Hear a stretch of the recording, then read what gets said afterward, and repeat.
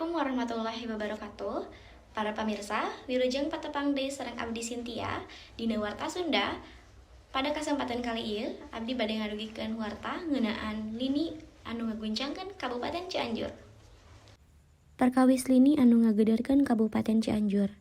Lini ngageudeurkeun Kabupaten Cianjur, Jawa Barat. Gempa Cianjur nyababkeun ratusan jalma maot sareng luka. Salian ti eta, lini Cianjur karasa kuat nepi ka Jakarta, Depok, Bogor, jeung Tangerang Selatan. Kakuatan lini Cianjur magnitudo 5,6, lini lumangsung jam 13.02 waktu Indonesia bagian Barat, Senin kaping 21 bulan November.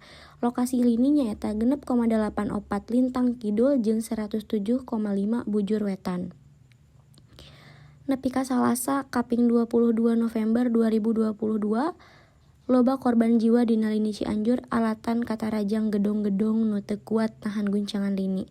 Pikeun info, Gubernur Jawa Barat Ridwan Kamil negaskeun aya 162 korban anu maot sarta 320 genep luka akibat lini Cianjur.